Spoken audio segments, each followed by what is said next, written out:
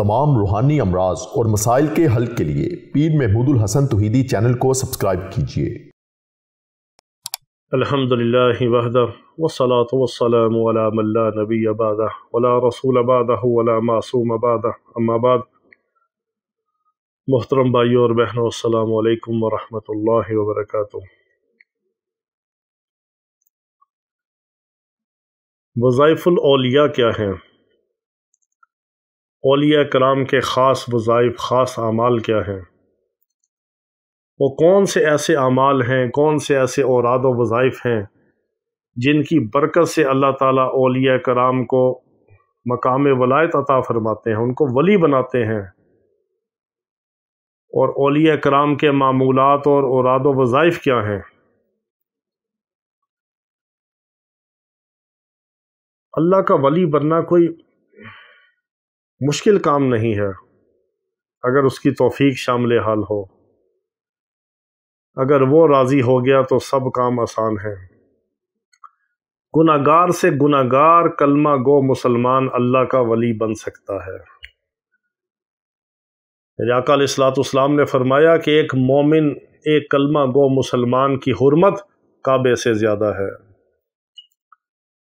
एक मोमिन कलमा गो मुसलमान की हुर्मत खाना काबा से ज़्यादा है। तो जिस कलमा गो मोमिन मुसलमान की, चाहे वो फासिक है, चाहे फाजिर है, चाहे गुनाहगार है, ईमान जिसके सीने के अंदर है, चाहे वो राई के दाने के बराबर क्यों ना हो, एक दफ़ा भी जिसने इखलास के साथ ला इलाहा इल्लल्लाह मुहम्मदुर रसूलुल्लाह पढ़ लिया, अगर वो बहुत ज़्यादा भी ज़मीन व आसमान के बराबर गुनाह करेगा, बग़ैर तौबा के भी अगर मर गया, तो कभी ना कभी अरबों खरबों सालों के बाद जहन्नम से निकलकर जन्नत में दाखिल कर दिया जाएगा। ईमान की बरकत से, ईमान की बदौलत। राई के बराबर भी ईमान होगा, एक बार भी इखलास के साथ अल्लाह और उसके रसूल को माना हुआ होगा, तो ये ईमान इतना कीमती है, इसकी इतनी अहमियत और वैल्यू है कि कभी ना कभी दोज़ख से निकाल कर जन्नत में दाखिल कर दिया जाएगा। और जो काफिर हैं वो हमेशा हमेशा दोज़ख में रहेंगे, हमेशा दोज़ख में रहेंगे। कभी ना ख़त्म होने वाली ज़िंदगी में काफिरों को निजात नहीं है, उनको दोज़ख से नहीं निकाला जाएगा। दुनिया में जितने भी अच्छे अमाल किए हुए हों, दुनिया में जितने भी उन्होंने सदक़े खैरात किए हुए हों, हस्पताल बनाए हुए हों, रफ़ाई इदारे चला रहे हों, या बिल गेट्स की तरह पोलियो के कतरे पिला रहे हों, मुसलमानों की नस्ल कुशी और उनकी खैर खाही के नाम पे मुसलमानों का बेड़ा गर्क कर रहे हों, पोलियो के कतरे पिला पिला के मुसलमानों की नस्ल कुशी में शामिल हैं ये लोग, और कहते हैं कि हम बड़े खैर खा हैं, हम बड़े आपके हमदर्द हैं, आपके बच्चों के खैर खां हैं, आपके बच्चों को पोलियो ना हो। तो जो गज़ा में हज़ारों मुसलमान शहीद हो रहे हैं, उनके खैर खा क्यों नहीं है? उनको तो मारने के लिए ज़ालिमों तुम पैसा दे रहे हो। इन फितनों से बचें, इन दज्जाली फितनों की शनाख्त करें, पहचान रखें, अपने आप को साहिब फरासत मोमिन बनाएं। कब बनेंगे?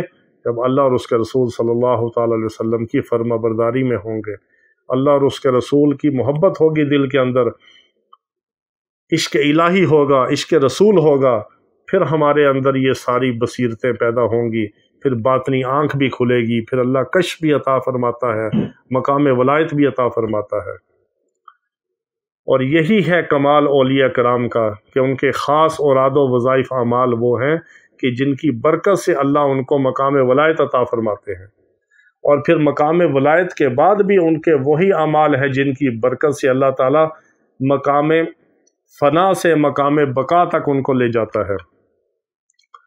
फ़ना फिल्ला की तय में बका का राज मुज़मिर है, जिसे मरना नहीं आता उसे जीना नहीं आता। जब इंसान अल्लाह की ज़ात के लिए, अल्लाह की फर्माबरदारी में, अल्लाह की इताअत में और उसके रसूल सल्लल्लाहु ताला अलैहि वसल्लम को आखिरी नबी, आखिरी रसूल मानते हुए, उनके मुबारक हुक्मों पर, उनकी मुबारक सुन्नतों पर अमल करते हुए जब फ़ना फिल्ला हो जाता है, फिर अल्लाह उसको बका अता फरमा देता है कि दाना खाक में मिलकर गुलो गुलजार बनता है। जब आप दाने को मिट्टी में डालते हैं तो एक दफ़ा वो मिट्टी हो जाता है, फिर वहाँ से रब पौधे को उठाता है, جب دانہ خاک کے اندر ملتا ہے، یہ خاکی اپنی فطرت میں نہ نوری ہے نہ ناری ہے۔ یہی تو سارا کمال ہے کہ جب انسان اللہ کی اور اس کے رسول صلی اللہ علیہ وسلم کی محبت اور اطاعت کے اندر فنا ہو جاتا ہے، پھر میرا رب اس کو بقا عطا فرما دیتا ہے۔ وہی جو بقا ہے وہی مقام ولایت ہے، اور وہی مقام ولایت کے اندر جو اعمال کیے جاتے ہیں وہی اصل اعمال ہے۔ انہی اعمال کا دار و مدار مقام ولایت کے ساتھ ہے، اور اسی مقام ولایت کا دار و مدار ان اعمال کے ساتھ ہے۔ ان کا تعلق لازم و ملزوم والا ہے، ایک کنیکٹ تعلق ہے۔ اولیاء کرام کے خاص اعمال کیا ہیں؟ وقتاً فوقتاً میں آپ کے سامنے عرض کروں گا۔ سب سے بڑا یہ عمل ہے کہ اللہ کا کوئی بھی ولی ہو امت مسلمہ کے اندر، اس وقت تک وہ ولی نہیں بن سکتا جب تک وہ اللہ کے قرآن کو، اللہ کے کلام کو سینے سے نہ لگائے۔ اس کو پڑھنا، اس کو سمجھنا ترجمے اور تفسیر کے ساتھ، اور اس پہ عمل کرنا، پھر مقام ولایت کی ابتدا ہوتی ہے جب اللہ کے کلام کا ہی نہ پتہ ہو۔ یہاں محبوب کا کوئی خط ہو، پرانے زمانے میں خط ہوا کرتے تھے، تو جب کسی کو کسی کا خط ملتا تھا، اگر وہ خود نہیں پڑھنا جانتا تھا تو اپنے گاؤں، اپنے شہر، اپنے محلے کے پڑھے لکھے آدمی کے پاس جا کے کہتا تھا کہ یہ میرے بیٹے نے یا میرے محبوب نے خط لکھا ہے یا بیٹی نے لکھا ہے، ذرا پڑھ کے سناؤ، اور اس کو کہتا تھا ایک بار پھر پڑھو۔ وہ پڑھنے اور سننے میں جو لذت تھی وہ اسی کو پتہ ہے۔ تو جب اللہ کا کلام ہے، اللہ کی ذات سے نکلا ہے، جو اللہ نے ہمارے لیے، ہماری رہنمائی کے لیے بھیجا ہے، جو ہمارے لیے گائیڈ بک ہے، ہمارے لیے نجات کا ذریعہ ہے، نجات کا راستہ ہے، جس نے قرآن کو سینے سے لگایا، قرآن کو آگے رکھا، قرآن اس کی رہنمائی کر کے اس کو جنت میں لے جائے گا، اور جس نے قرآن کو پیچھے ڈالا، پس پشت ڈال دیا، قیامت کے دن بھی قرآن اس کے خلاف استغاثہ کرے گا، مقدمہ دائر کرے گا۔ وقال الرسول یا ربی ان قوم اتخذوا هذا القرآن مہجورا۔ یہ رسول اللہ صلی اللہ علیہ وسلم بھی قرآن کے حوالے سے دعویٰ کریں گے کہ اے میرے رب، یہ ہے میری قوم جس نے اس قرآن کو پس پش ڈال دیا تھا۔ تو اگر اللہ اور اس کے رسول اور قرآن آپ کے خلاف دعویٰ کرے تو کون آپ کو بچا سکتا ہے؟ اس لیے اس وقت تک بندہ مومن ولی نہیں بن سکتا جب تک اللہ کے قرآن کو سینے سے نہ لگائے۔ سینے سے لگانے کا مطلب اور مقصد ہے قرآن کو پڑھنا، اس کے معنی، مفاہیم، ترجمے، تفسیر کے ساتھ اس کے مطلب، معنی کو سمجھنا، پھر اس پہ عمل کرنا۔ یہ ہے قرآن کا حق ادا کرنا، اور اس کے بغیر انسان ولی نہیں بن سکتا۔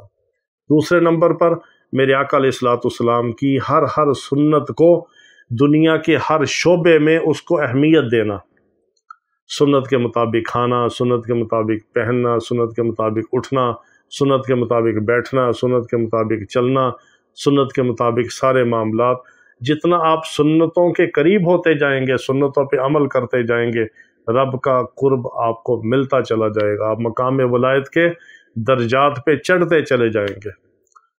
سنتوں کے ساتھ، کثرت کے ساتھ، پھر میرے آقا علیہ الصلوۃ والسلام کی ذات کے اوپر ان کو اپنا محسن اعظم سمجھتے ہوئے درود و سلام پڑھنا۔